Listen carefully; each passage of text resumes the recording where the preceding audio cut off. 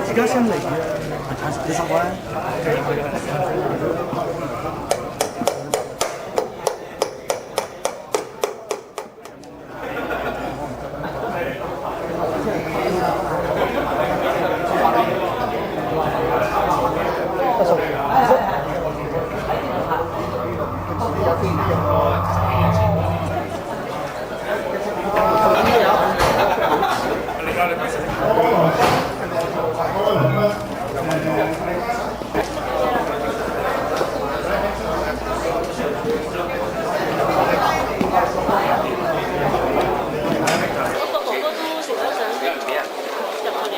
上大城小聚㗎，第一個戴眼鏡，有冇戴眼鏡？唔鬆啊嗰個，第一個入先。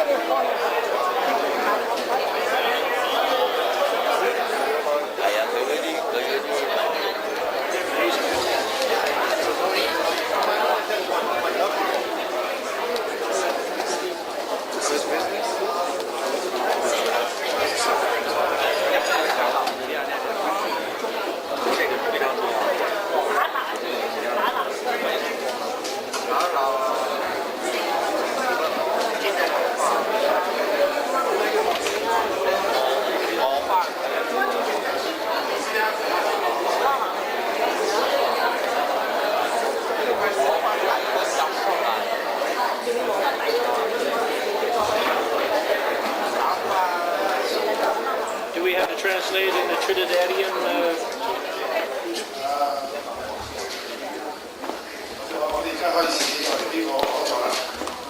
Ladies and gentlemen, thank you for coming to the seminar this evening. Yes, my name is Tom Cheng, and I'm one of the members of the 42 Division CCLC. We call ourselves short Chinese Community Liaison Committee, and what we do is we act as a bridge between the Chinese-speaking community and the police officers and help to better the living of the Chinese community. 各位來賓，我係叫做 Tom Cheng， 我係呢個42分局華人委員會嘅一個會員。我哋嘅宗旨咧就係要協助講華語嘅居民同警察之間做一個溝通嘅橋梁。我哋今晚呢個講座咧係主要係講交通安全同埋呢個防止罪案。咁我先咧就首先就讀一讀我哋今晚嘅程序表。咁我哋一陣間會出邊咧同我哋講電話啦。開場咗之後咧，我哋就由我哋呢個Victor， 我哋嚟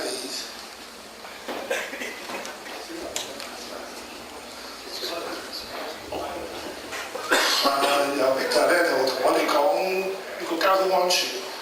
咁另外咧就有Gary 同我哋講呢個防止罪惡嘅。咁喺中場咧，大概8點零鐘咧，我哋有一個中場休息。咁喺呢個嘅時候咧，就我哋會前後我哋就會派啲紙俾你哋可以寫低你想問嘅問題。咁我哋集合咗你哋所有嘅問題咧，咁我哋就會睇有冇相同㗎，咁有冇相同，我哋就一齊可以解答你嘅問題啦。咁之後咧，就我哋有抽獎節目啦，咁就係喺撈尾嘅。咁你知道啦，凡抽獎梗係最擺到最後，就希望個個都能夠喺撈尾啦。咁再之後咧，我哋就係有嘢食㗎。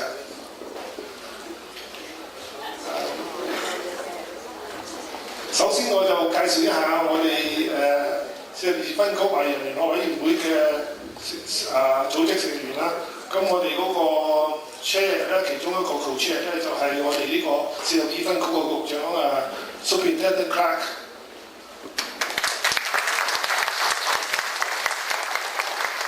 咁我哋代表我哋居民嘅咧就係 Fanny 羅小姐。另外喺42分局支持我哋好大力支持我哋嘅咧就係Inspector 督察Brown。咁另外有Mark Gray 咧係我哋42分局做呢個聯絡嘅警員嚟嘅。Mark。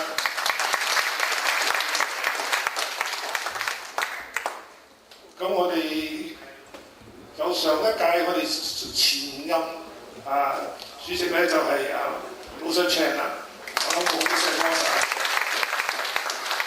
咁跟住有Alan 何先生咧就係我哋嘅副主席啦。咁喺呢個時候咧我仲想介紹一下呢邊呢位余先生同埋葉先生咧，就係仲有Eddie 李先生。我哋今次籌辦呢個講座嘅subcommittee 我哋成員嚟嘅。咁喺呢個時候咧，我希望所有我哋嘅會員咧就企出嚟，俾佢聽到我哋點下相。佢哋企咗喺後面啦 ，OK？ 企好聲啲嘅。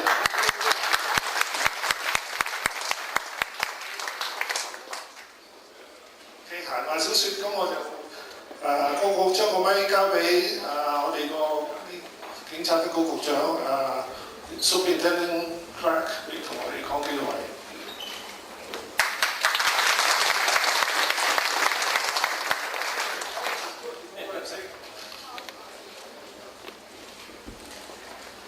Welcome. We live and work in the safest community in all of Toronto.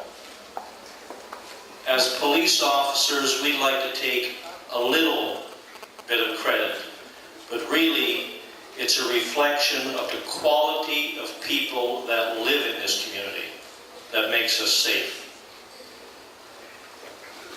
We owe our collective success to high visibility uniform policing and an actively engaged community.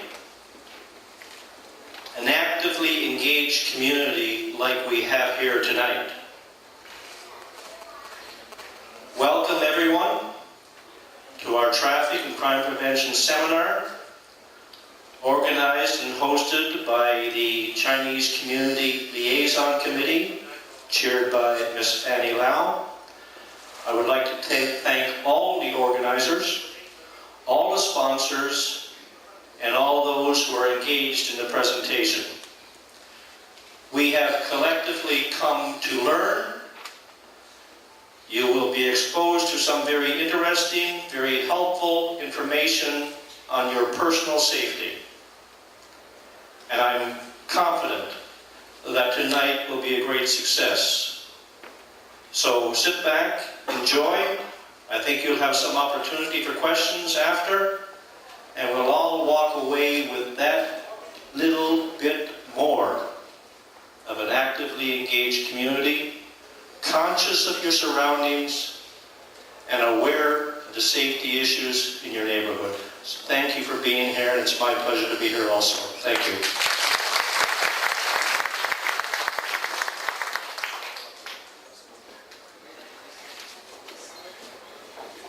Thank you, Superintendent Clark. Now we'll start our traffic safety, and here is Officer Victor Lai.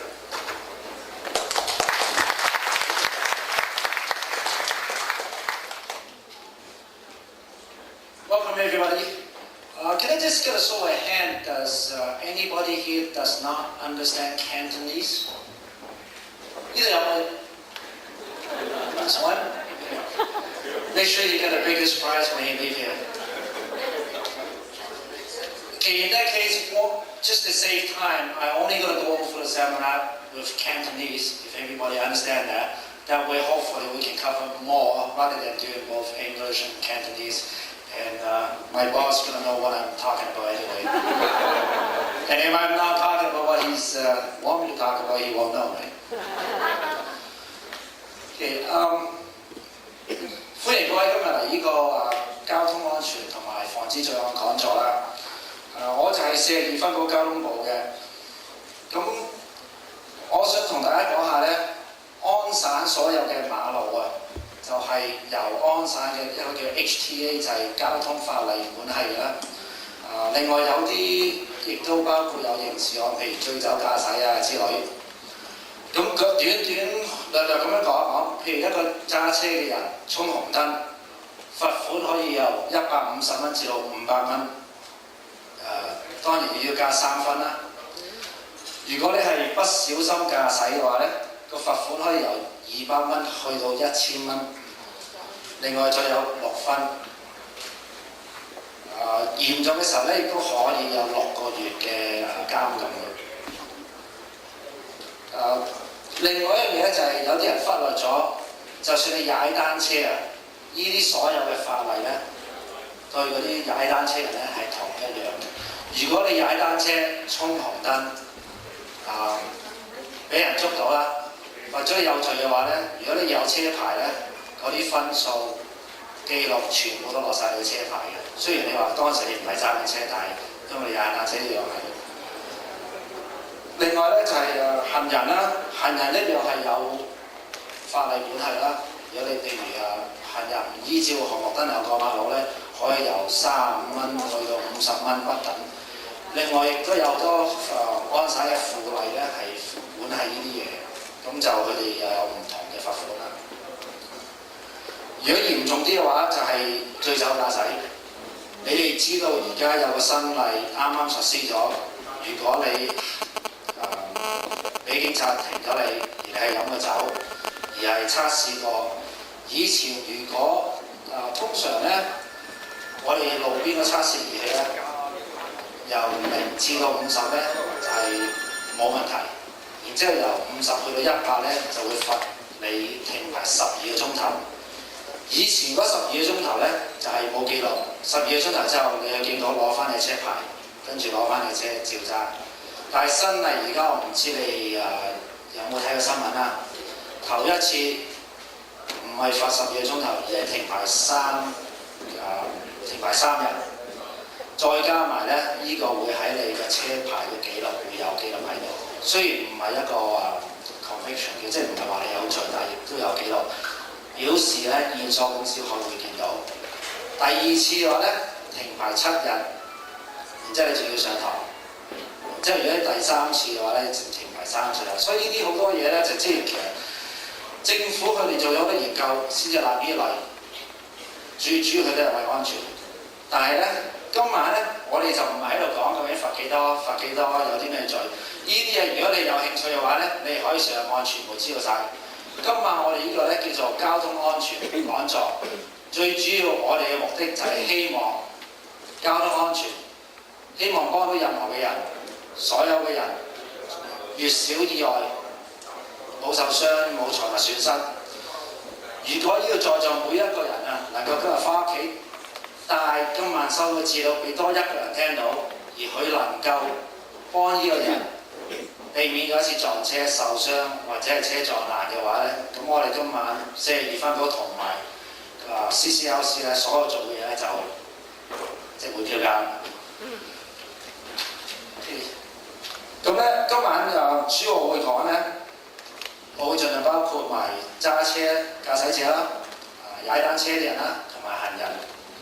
咁我會講有關，亦都要講撞車嘅時候發生要做啲乜嘢啊！如果我有時間，我希望可以亦都講到細路仔坐嗰啲凳啦、啲 booster seat 啦，同埋學牌或者係借車俾人揸，或者係問人哋借車你需要知道嘅嘢。因為有好多嘢啲人忽略咗咧。你話唔緊要，我俾個朋友借架車揸冇問題，但係負責嗰個係車主。如果你借俾人，佢係冇牌嘅，停咗牌嘅。尤其是如果係刑事上咁停牌嘅話咧，當我哋捉到嘅時候咧，架車會俾我哋監控咗30日。嗰啲罰款咧係你哋車主負責俾嘅。呢啲好多時啲人唔知道，求其朋友攞車去揸咁啊算數。你哋聽得明我講啲中文啊嘛？如果我講得唔清楚啊，或者講得唔好，就揾啲嘢掟我得㗎啦。OK， 我喺市交通部做咗4年半。我想向大家講就係，我呢4年半咧做過好多意外報告，包括好少嘅細力撞下、滑花啊，或者好多嚴重受傷或者係死亡，做過好多。咁我想同大家講下咧，最常見到我過呢幾年咧，最多見到嘅交通意外係點樣發生？咁希望咧唔係我話俾大家聽咧，就或者特別留意下呢樣嘢。最主要最多我見到嘅一個咧，就係一個十字路口紅綠燈控制嘅十字路口度。當有車想轉左，對面有車嚟緊想轉左，啲車停喺度。但係好多時咧，當你想轉左嘅時候咧，就全安省最大嗰貨車咧，就永遠都停喺你對面嘅。咁你就睇唔到對面啲車嘅。咁啲人有時趕時間啦，咁佢就開始褪下出啲。有時當你褪到出去，見到最埋嗰條線咧係冇車，跟住你就唔緊要啦，過一個啦，一踩油咧就撞車啦。依啲意外咧其實係好容易避免嘅。你記住一樣嘢，如果你睇唔到嘅話，就唔好行。我知道有時而家安省繁忙啊，人多人盛啊，個個都好趕時間，但係通常如果你撞下車之後咧，如果冇受傷就算好彩，如果有受傷更加差，仲有時間，收尾時間仲耐。咁呢個最常見嘅一個。另外，如果當你同一個情況之下咧，如果你架車已經出咗個十字路口，跟住你望住燈轉咗紅燈，法例咧有規定係話，如果你已經喺個十字路口裏邊，而係安全嘅話咧，你可以繼續過去轉埋去。但係你要記清楚，佢話係安全嘅話，如果你見到打橫有個大貨車撞埋嚟，你照轉咧，仍然都係你錯，同埋受傷嗰個係你。另外一個最常見嘅交通意外咧，就係衝紅燈啦。個個呢度在座，我相信都知道衝紅燈係犯法嘅，但係你哋知唔知道衝黃燈都係犯法啊？Okay. 法例其實規定咧，如果黃燈你過咧都係違法嘅，但係佢有個 condition 喺度就係，如果係黃燈，而你係可以安全咁繼續向前行駛，而行過晒呢個十字路口安全嘅話，你就可以咁做。但係好多人咧嘅定義就唔同咗啦，就係黃燈表示踩油盡快速飛過去。有時如果嘅情況係可以安全，我明白個個都會，大部分人都會咁做。我唔係叫你唔好咁做，但係你一定要睇清楚，因為好多時啲人咧譬如一個好多市區裏邊嘅路都係60公里嘅。我好少見到人行60，個個都行70㗎啦。然之後你見到黃燈再踩油咧，你即刻就有時飛到90、100。如果對面有車嚟咧，佢有時根本係停唔切俾你。咁即係我唔個個知道唔好衝黃燈，但係你最緊要就算黃燈都好咧，要睇清楚，你知道可以過到呢十字路口，唔會俾第啲車撞到嘅。另外一個好常有見到嘅撞車嘅咧，就係、你喺一個叫做 plaza 或者一啲小路嗰度轉出嚟大路，呢度在座有幾多人見過，或者自己試過喺小路轉出嚟見到前面發生意外啊？可唔可以有冇人見過呢啲咁嘅意外？OK， 呢樣嘢咧，其實就即係我想講俾大家聽，因為就係係我經驗所得見到最多發生意外嘅幾種情形之下。其中一個咧就係啲人譬如去完買嘢啊之類啊，或者喺咖啡店啊出嚟小路轉大路，轉右嗰啲通常冇事嘅喎，通常就係轉左嗰個。而轉左嗰個咧，如果當時係好多車或者係冇乜車咧，亦都好安全嘅。最多時間咧就係埋邊嗰條線好多塞車，於是嗰個人咧就好好人停架車俾你出，咁你企喺度話呢個人好啊。跟住第二條線嗰個人仲好，佢停架車俾你出，跟住仲入手叫你出添。咁你坐喺度OK。你哋又停俾我又入手出嚟啦，於是又係有飛咁快轉咗，但係第三條線嗰架車咧前面完全冇車嘅，法例冇任何條件話一個人前面嘅車係冇前面條路冇車可以一直行，唔需要停俾任何人。如果另外一個司機停低讓你係因為好人，但係佢唔一定要需要嘅。好多意外就喺第二條線或者第三條線嗰架車前面係冇車阻咗，於是一直照常咁樣行。當你轉出嚟就撞到佢。咁當然我舉呢幾個例子全部撞到嘅，你哋自己知道邊個係錯㗎啦。就算警方到唔到都好，驗疏公司你報咗之後，佢會同兩方面嘅車主問佢哋究竟發生咩事。驗疏公司自己決定邊個錯，就算警方到場做完咗報告之後，就算我話好輕微啫，我哋冇發告票。驗疏公司唔係根據警方話邊個啱錯，唔係根據話警方報邊個而決定邊個錯，佢哋睇警方嘅報告，然之後佢自己決定邊個錯。咁所以即係同埋講呢個咁多嘅嘢咧，最主要都係自己嘅安全咯。車個個俾好多錢俾驗疏公司，架車壞咗，有啲人仲開心添，可以有個換新車，但係最主要係唔想有人受傷。另外一樣嘢，有冇人可以諗到係其中汽車意外發生一個好大嘅原因啊？有冇啲人想試一試啊？係講手提電話。第二大嗰個獎一定要俾嗰個女仔。後邊嗰個女仔話係攞手提電話係非常之正確。你哋知道而家將會有條新例，就會係禁止揸車嘅時候用所有電子儀器，包括手提電話啦、聽歌、戴耳塞嗰啲啦。另外一樣就係嗰啲 texting 咧係好分心嘅。但好多時候，如果我話俾我打車從來冇講晒電話。係假嘅，尤其是我哋做呢個工作，有時講緊電話，仲要聽埋我哋嗰啲對講機。聽電話、講電話呢一件事其實唔係咁嚴重，唔係咁分心。最主要嘅時候咧，就係你想揾個電話嘅時候，有時你想攞電話，個電話有啲女士擺咗手袋，手袋咧就擺喺隔離個位地下，於是你就會換過攞電話。或者係電話忽然間響啊，咁你就走去查個電話喺邊度啦。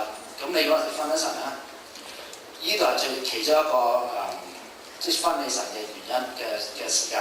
另外一個咧就係你一全打電話撳掣嘅時候，或者就算你話入咗去嗰啲叫 speed dial 喺你電話簿裏邊嗰度，但係你仍然要撳掣上落，喺呢啲時間係好令到你好分神嘅。其實撞車咧，差唔多算係649咁樣機會唔係好大嘅啫。但係如果每一個駕駛者咧都能夠盡量避免有啲可以產生意外嘅時間咧，咁個機會就少咗。但係當你雖然個機會唔係咁大，但係當你發生嘅時候咧，淨係要1秒至2秒時間咧就會發生嘅。如果嗰1-2秒就係啱啱你望低想撳個電話嘅時候咧，就會發生。咁即係好似我咁講，做過好多汽車意外，見過好多人受傷，嚴重受傷。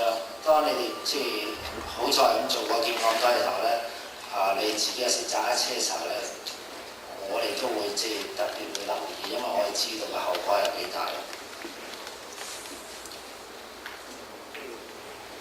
咁當然有堆普通嘅嘢就唔使再講啦，譬如有時啲人聽收音機換碟啊，信不信由你化妝啦 ，OK？ 我唔知有冇人揸車化妝啦，有時我唔知男士可能有時都有，不過女士就多啲。我試過有一次咧，翻緊工嘅時候見到個女仔，我揸緊我自己嘅車，就嗰個女仔咧就我唔知用邊隻手嚟揸軚盤啊，但係就兩手喺度搽緊眼蓋膏。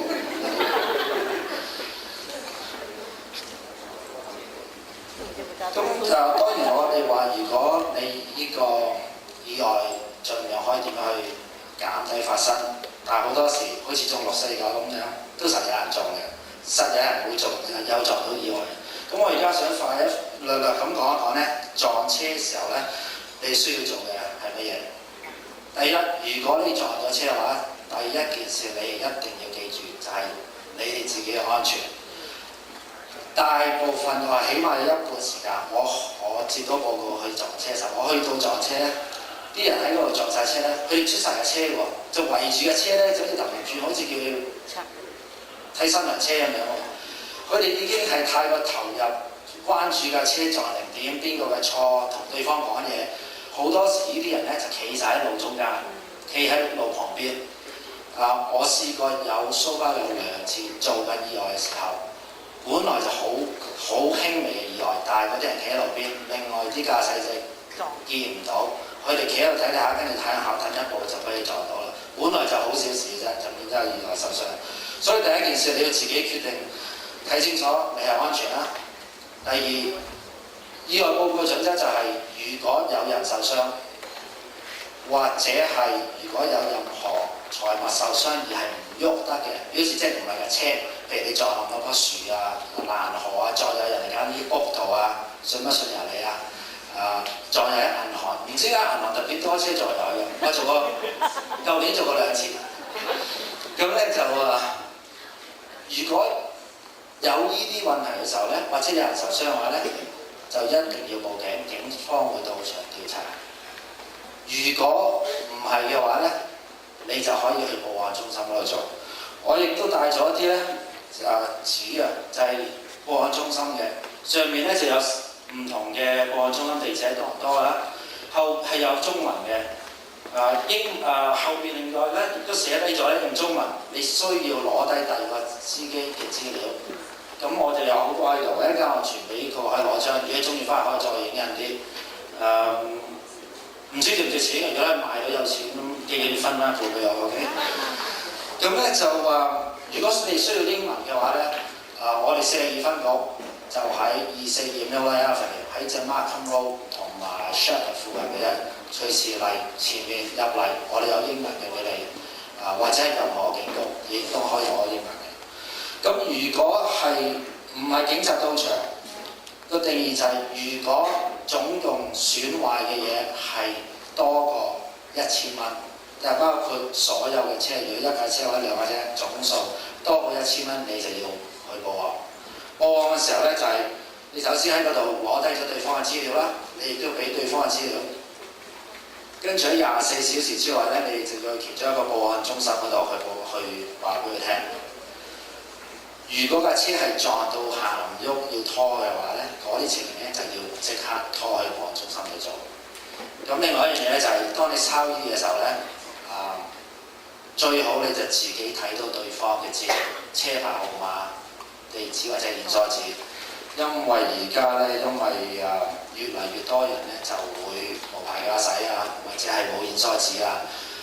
如果佢可以話好多嘢俾你聽嘅，但係如果佢又冇有做，咁你最好就自己睇清楚就確保呢樣。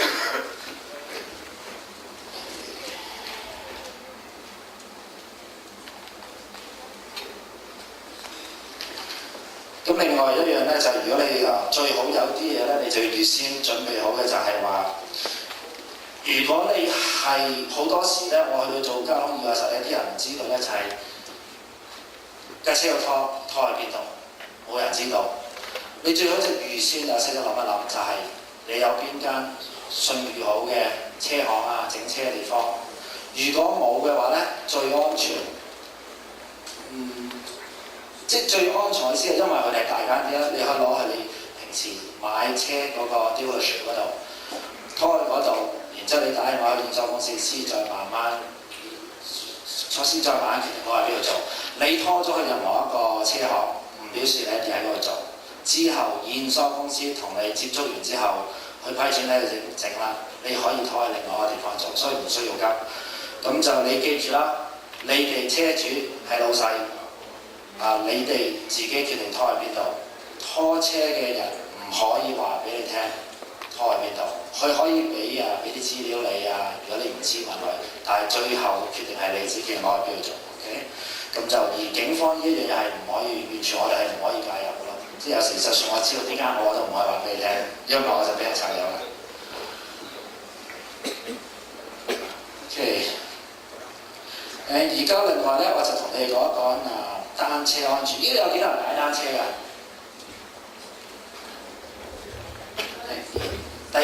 ？OK， 喺屋企裏邊，喺個 living room 踩嗰啲唔算數啦。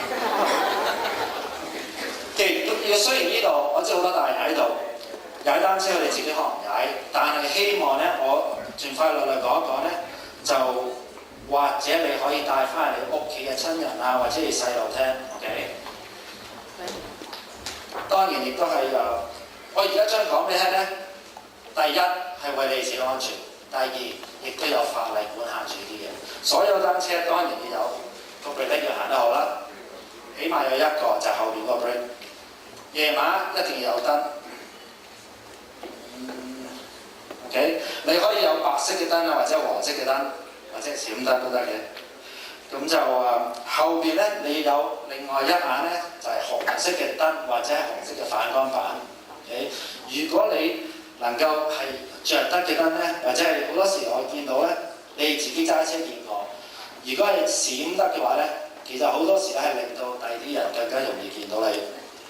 依家單車間會擺喺度，如果你有興趣上嚟，可以睇。不過咧就你可以攞出去揸嘅，不過如果老細要去攞先得嘅。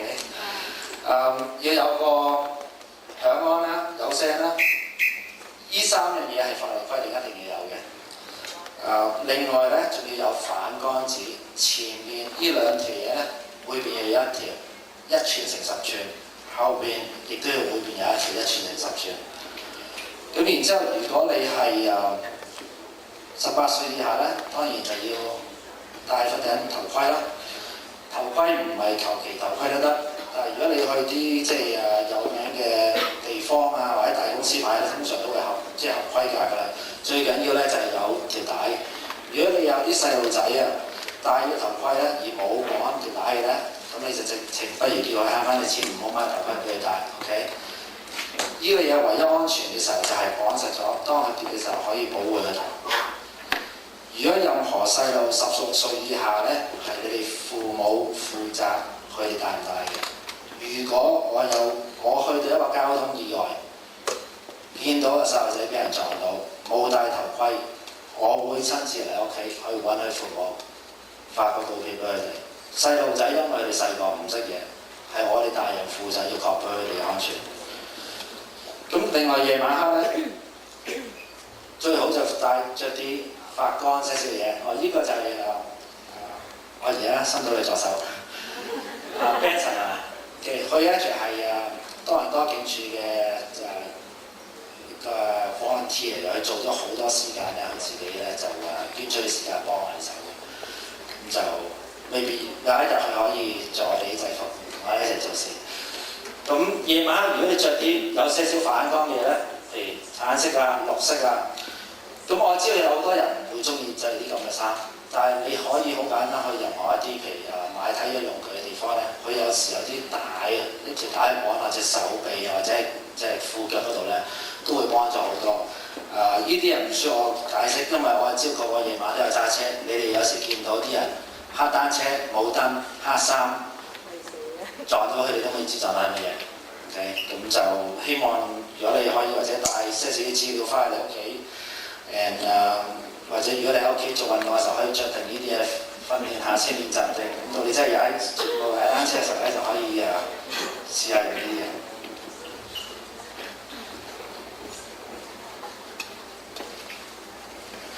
另外咧最常見我見到踩單車咧發生嘅意外嘅時候咧，有最多我見到發生呢，就係踩單車啲人過馬路俾車撞到。法例規定你踩單車過馬路係唔可以喺行人過路嘅地方踩過去，你要落車推過去。呢個係法例，我亦都明白，我都踩過單車。我老細喺度，我唔可以話咧你有乜嘢唔可以做得，但係我知道大部分人都唔會係落單車推過去，我明白。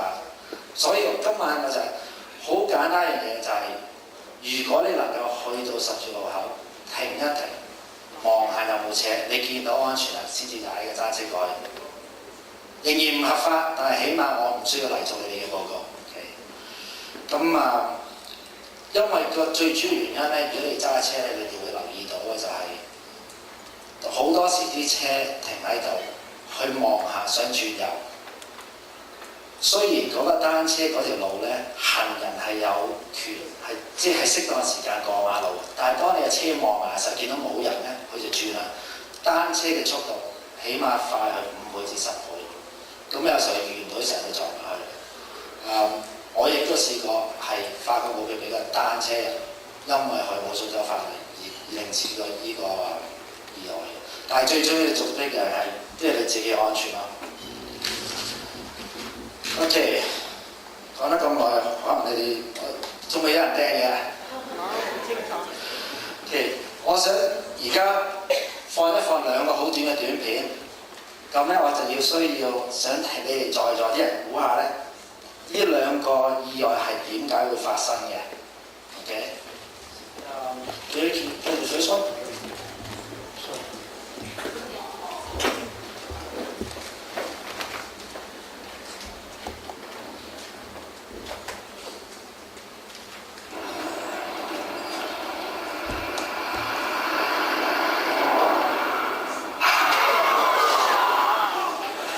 I'm a trauma surgeon, and I want to reconstruct what happens to the human body in less than 0.2 of a second when hit by a car braking from 70. OK， 呢個第一個，另外仲有第2個，你哋就試下諗下，我睇唔睇到點解會發生呢個意外？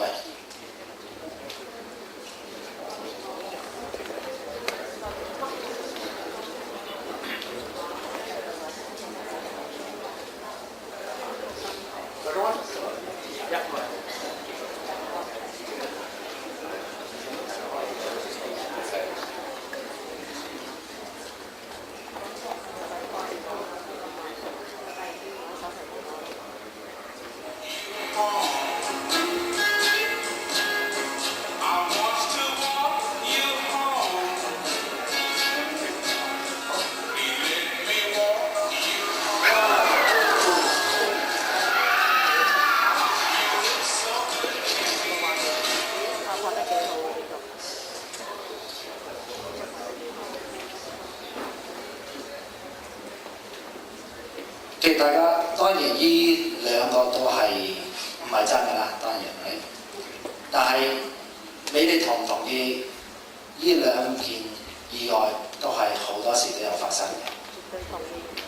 OK， 第一個意外點解有個咁嘅意外發生？唔遵守過馬路。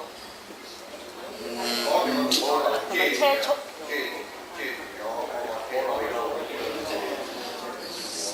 嗰啲都有。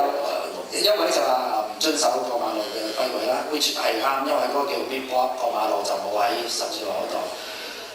但係其實如果你頭先睇咧，最大嘅原因咧，你見到佢啱啱攞咗啲 take out 外賣，去趕時間，行得好快，一去到馬路咧，佢有做喎，佢望咗左，係冇車嚟㗎，但係冇望右。OK， 咁最主要其實呢個意外可唔可以避免咧？咁就係咁簡單。如果佢能夠停一停，慢些少，望左望右，佢就唔會過啦。第2個原因就係手提電話啦。咁呢啲嘢即係睇落去咧，好似好簡單啊，個個都知啦。但係其實呢啲係好多人日日都有犯嘅錯誤咯。咁好似我話好似馬六四九一樣，其實你好多時搣埋過馬路都冇車撞到你嘅。但係你就係只係需要嗰1次撞到你，咁你就手提電話都唔使再講啦。我發覺最常見咧過馬路行人嚟講咧，最容易能夠保持啲人嘅安全嘅話咧，就係其實探住嗰方面就，and 最重要其中一個咧就係、如果你能夠遵守個法例咧，你會發覺其實好多時都行人唔會俾車撞到。包括遵守過馬路嘅地方啦、紅綠燈啦，其中一樣嘢好大咧，唔好走過馬路，因為咧我哋啲人咧習慣咗睇人咧行嘅，如果忽然間走咧，好多時啲時間遇唔到。另外一個咧就唔喺馬路十字路中間嗰度過，如果喺即係合理範圍之內係有紅綠燈嘅，就用到啲紅綠燈嚟過。我明白，亦都有啲路咧係好長都冇紅綠燈嘅，咁嗰啲我當然唔會叫你向東行2個字，跟住過完馬路翻過嚟3個字啦，呢啲就亦都唔係咁合常理啦。但係如果有機會就係跟紅燈行過，好多意外亦都係咧，啲人做啱咗，佢喺十字路口過，但係佢哋過嘅時候咧，就係因為好似第一個意外咁啦，佢趕時間，佢就依照住喺嗰兩條白線裏面過，佢就打斜咁 cut 埋去。咁好多時啲車咧，佢準備停，佢係準備咗停喺白線之前，但係你早10尺已經開始過咧，佢遇唔到你嗰個位咧，就俾人撞到啦。另外一樣嘢咧，夜晚黑咧就同一樣嘢，如果你能夠着啲有些少乾啲嘅衫，咁就你容易啲俾人見到啦。咁兩樣最常見，我做咁多意外，行人俾車撞到係咩咧？第一，趕住搭巴士。就算係走緊去車嘅巴士，或者係有啲落咗巴士走過去對面另外一個巴士。好在咁講，我試過做過一個意外，有個女人落咗巴士，就喺時間42分嗰度當然。What if there was an emergency and you had to call 911? What if there was an emergency and you had to call 911? Am I supposed to know? Emergency, they require the police, ambulance, or fire department. What if your father was having...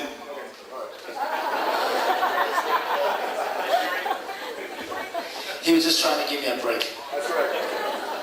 Okay, 而家我唔記得講到邊度。落車。OK， 有個女仔落咗巴士，22歲，佢一落巴士走去巴士前面向前行，即刻走個 Fringe Avenue喺正面嘅。OK， 希望你唔識得嘢，因為我講個地方。佢走過嘅時候係綠燈嘅，佢受傷，佢撞傷咗。之後我自己親身醫院俾張告票佢。點解有人話點解你咁衰啊？仲俾告票俾車撞到？因為呢個女仔咁樣違法走過，雖然佢自己俾人撞到好傷，揸車嗰個人一個45歲嘅父爸爸同埋一個5歲嘅女仔坐喺後座位，佢哋經歷嘅仲慘。佢嗰個爸爸佢猛話自己，我去到時候就話係自己嘅錯。佢如果見到停車就冇事啦，但係根本完全唔關佢事。嗰陣時綠燈 Fringe Avenue 60個km嚟嘅，佢根本冇可能避免到。但係好彩好多第啲嗰啲 witness 見到啦，巴士司機全部見到話俾佢發生咩事。呢個其中原因啦。另外第二個原因咧就唔係行人嘅錯，但係就亦都可以避免嘅就係、當你嘅行人想過馬路嘅時候。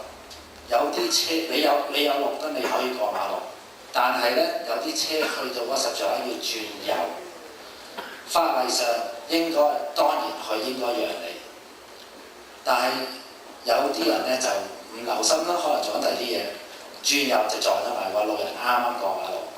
雖然我話呢個唔係路人嘅錯，但係係可以避免嘅，為咗你自己安全，停一停，望清楚。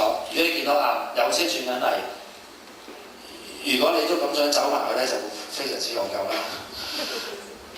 咁另外咧就係、有多時你講電話聽嗰啲耳塞唯一嘅影響我面頭我明白。如果你行人我就 OK， 但係好多時候見到啲人咧，你自己揸車，我今晚之後你自己留意下咯。佢係過馬路都只係咁。個問題就係、有時可能有個車想撳安叫佢提醒佢佢係完全聽唔到。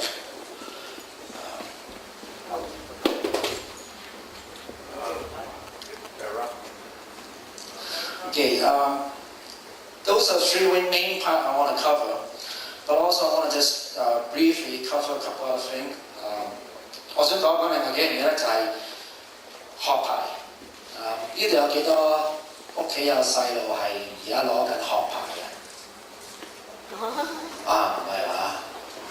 你係咁慘啊，唔俾佢攞車牌，因為你冇錢叫你唔好攞牌揸車。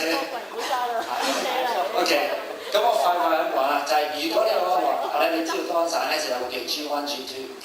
如果你揸 G2 嘅時候咧，係有限制住佢哋夜晚佢哋係唔可以飲酒揸車啦。夜晚12點至朝頭早5點係唔可以揸車啦。亦都就係如果佢哋揸車就頭嗰6個月咧，佢車裏邊嘅乘客唔可以有多過一個係19歲以下。咁呢啲其實你如果你有興趣咧，亦都可以上網啊。政府呢度有張紙咧，會有嗰個 website 喺度，你可以 check 清楚更加多嘅資料，如果你想嘅話。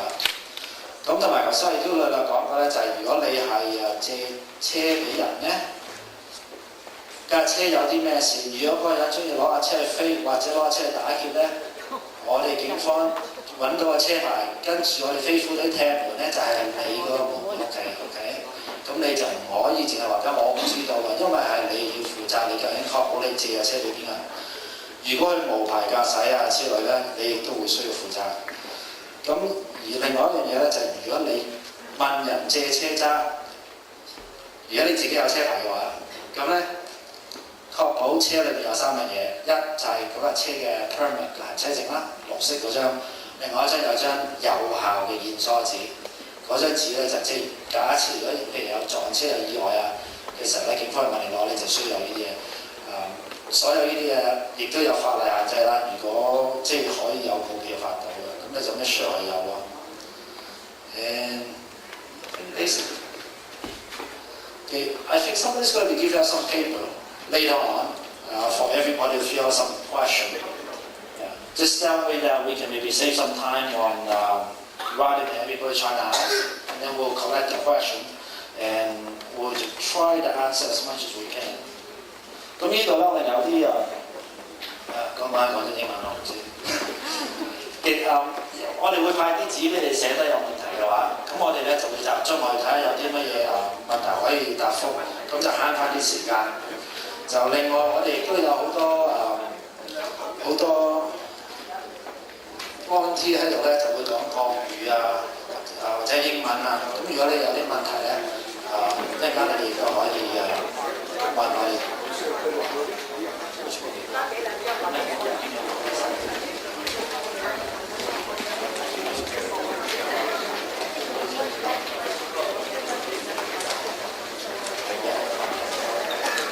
另外咧就對你哋嗰啲有興趣中意時候飲酒揸車人咧，我亦都攞咗嗰啲叫做路邊測試儀器。依家如果你有興趣咧，亦都可以試下。但係咧就最緊要你知道你自己唔好過，如果唔係就唔好試啦。咁我就喺嗰度啦。另外個拍檔咧就會放一隻碟，呢隻碟咧就係講安仔其中一條例咧，就不嬲都有㗎，就係講當你見到火燭車啊、警車啊、救傷車嘅時候咧，行埋一邊俾佢哋過。有啲人可能唔 care 唔緊要，但係到你有一日你自己有親人朋友有意外，而之後你知道原來嗰架救傷車因為佢早咗2分鐘到救咗條命，或者係架火燭車早5分鐘到，所以間屋咧可以救熄嘅火冇成間燒晒，之後你哋就知有幾咁重要啦。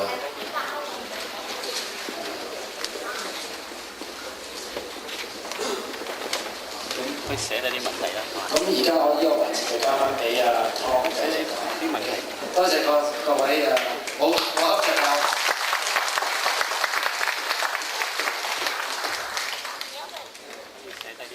好多謝警官幫我哋解釋咗咁多交通安全嘅守則。咁有一樣嘢咧，佢成日都同我哋講嘅，佢話你唔好理佢錯定係對，最緊要咧就係你個人冇事。英文咧就話 Don't be dead right， 即係你去咗咧，你點樣啱都係冇用㗎啦。OK， 跟住咧我哋就有有幫手咧就派緊紙，你哋係填，你有問題嘅咧就寫咗落嚟，咁你咧你就合埋咗一齊咧就可以幫你解答問題啦。咁我再想介紹一下我哋好榮幸得到我哋呢一區個省議員咧 Alex Bogerson 今晚出席我哋呢個議會。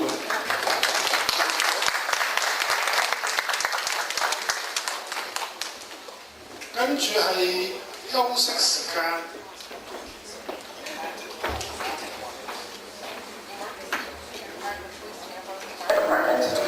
What if your father was having a heart attack? My father's collapsed and I don't think he's breathing. What if your home was on fire? The flames are too hot. I need some help. My daughter's still inside. What if someone was breaking into your home? I hear someone breaking in downstairs. I'm so scared. I'm all alone. What if your baby stopped breathing? Oh my God, he's turning blue. Hurry, please. But what if help couldn't get to you as fast as you needed to? This is the communications center for the Toronto Police, where every day more than 3,000 911 calls are received. That's more than 3,000 people a day who require immediate help. Toronto's emergency services, police, fire, and ambulance provide an excellent response to 911 calls, usually arriving within minutes. But all too often, the response is delayed by motorists who slow them down. Drivers who, for whatever reason, don't get out of their way. It's these delays that cause precious seconds to be lost. Seconds that could mean the difference between life and death.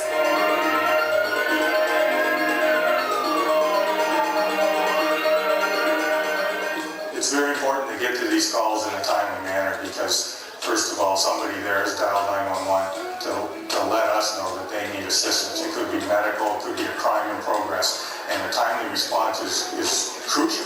So when citizens on the roadway hinder our response time, it could make a huge difference at the other end of that call. It's extremely important to move over and pull to the right and get out of the way of emergency vehicles because those seconds can save somebody you love. We might be going to your house. You just don't know it yet. And when we get there, we want to find that we can make a difference in your loved one's life rather than being there and it's too late. This could save your life. This could save the life of your child or your grandmother or your friend. This is not a dramatic interpretation. This is the truth. This is what we do every day, and this is why we want you to do it. To delay us could cost someone their life. We all share the responsibility to ensure emergency help gets to where it's needed, when it's needed. And for drivers, that means moving out of the way of responding emergency vehicles. And while most drivers do move over and stop, many don't. Like these drivers who not only delay the response of the firefighters by taking far too long to get out of the way, but one driver stops in the middle of the street, creating a roadblock in a potentially dangerous situation. Everyone can pull to the right and stop. I have between 2,400, 2,500 liters of water behind me on this truck.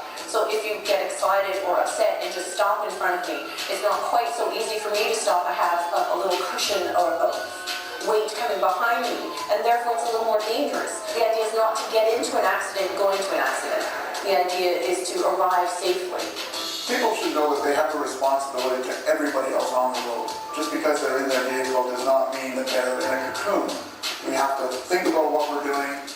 Your actions affect everybody else's actions. Keep in mind that an emergency vehicle can approach from any direction at any time.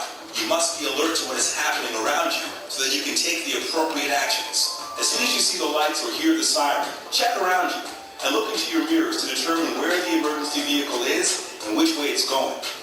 Look for a place on your right that you can move into quickly and safely.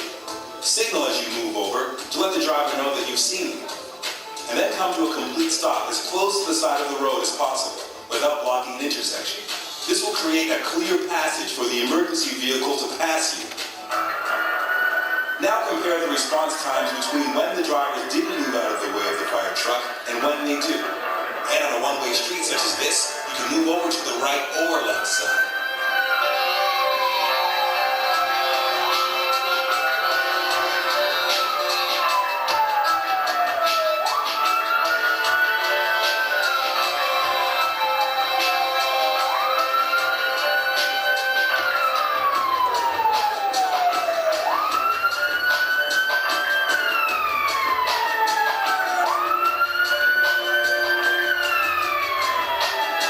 The delay of 14 seconds may not seem like a lot to you, but to the person who called 911, it can make a huge difference. Fire doesn't stay in one state very long. If we're going to a fire call, it builds. And the longer it has time to build, the worse the fire is going to be.